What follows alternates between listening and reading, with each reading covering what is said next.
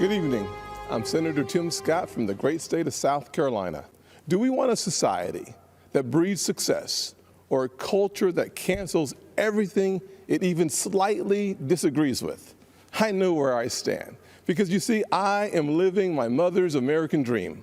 My parents divorced when I was 7 years old, and we moved in with my grandparents into a 2-bedroom home with me, my mom, and my brother sharing a room and one bed.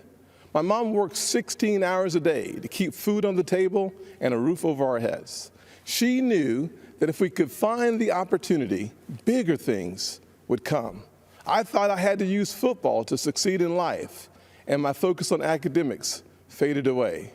My freshman year, I failed out. I failed 4 subjects: Spanish, English, world geography, and even civics. Trust me though, after 7 years in the Senate, I know I'm not the only one in Congress who failed civics. But even while I was failing the 9th grade, my mother always said to me, "Timmy, if you would just shoot for the moon, even if you miss, you'll be among the stars." She never lost faith in me, even when I lost faith in myself.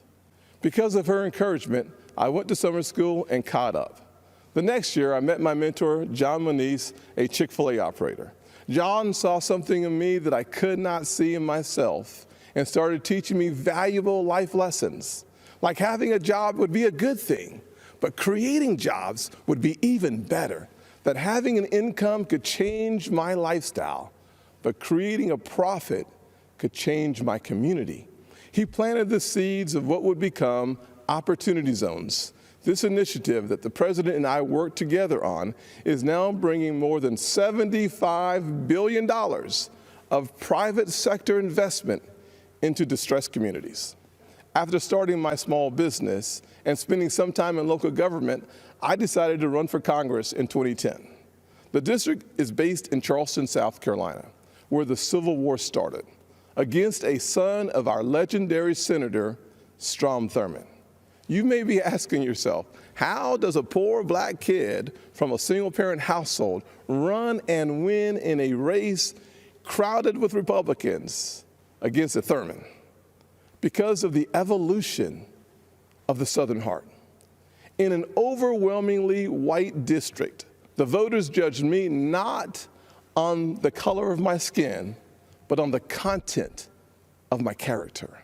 We live in a world that only wants you to believe in the bad news, racially, economically, and culturally polarizing news. The truth is, our nation's arc always bends back towards fairness. We are not fully where we want to be, but I thank God Almighty, we are not where we used to be. We are always striving to be better. When we stumble, and we will, we pick ourselves back up and try again. We don't give in to cancel culture or the radical and factually baseless belief that things are worse today than in the 1860s or the 1960s. We have work to do, but I believe in the goodness of America, the promise that all men and all women are created equal. And if you're watching tonight, I'm betting you do too. We must focus on the promise of the American journey. I know that journey well. My grandfather's 99th birthday would have been tomorrow. Growing up, he had to cross the street if a white person was coming. He suffered the indignity of being forced out of school as a 3rd grader to pick cotton, and he never learned to read or write.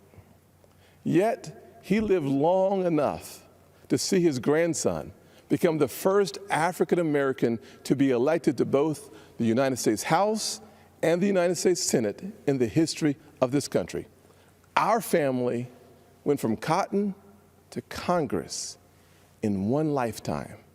And that's why I believe the next American century can be better than the last.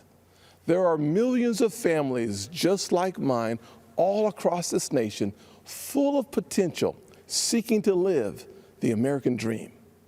And I'm here tonight to tell you that supporting the Republican ticket gives you the best chance of making that dream a reality.